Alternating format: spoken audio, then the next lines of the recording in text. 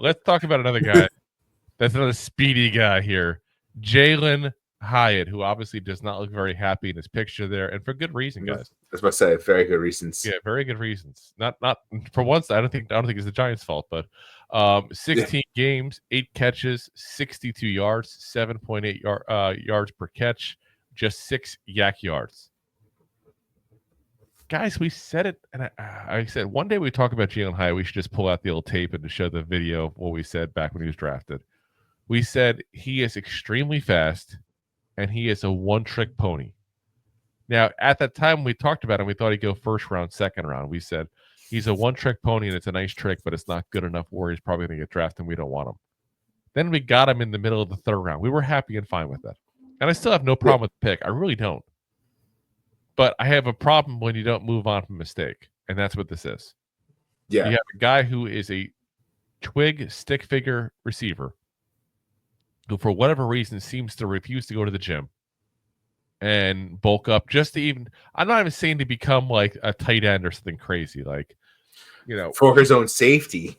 He's got to be able to figure out a way to beat press coverage, and he can't figure it out. Now, I'm going to hear people, when I say this, talk about guys like Smith and Philly and stuff like that, like smaller guys who figured it out. Deshaun Jackson, again, ex-Eagle, figured it out.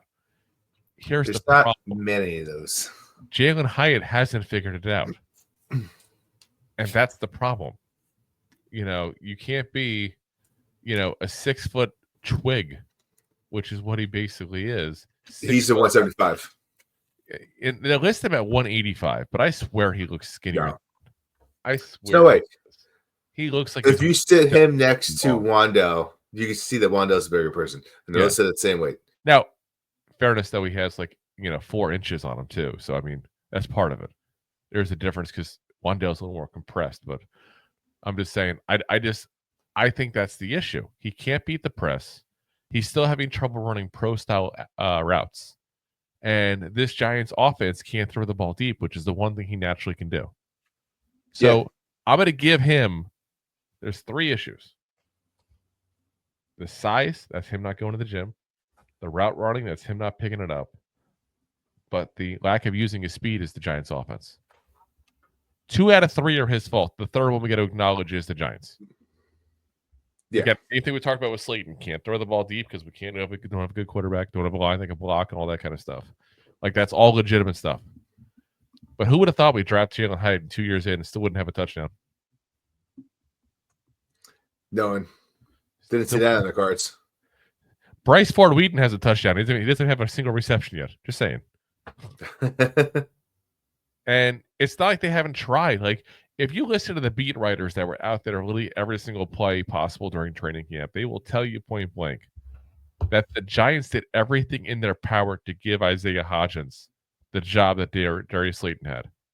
They wanted him to win because they want to be able to move on from Slayton and use that money towards something else and keep Hyatt, who's much cheaper because he's still on a rookie deal. They wanted him to win. He couldn't. He couldn't beat out Slayton. So remember that, because I still hear people, the Giants aren't using Hyatt right. Well, we got to put Hyatt out there. You think Hyatt's not using himself right? Yeah, and you think that Slayton is bad, but you like Hyatt.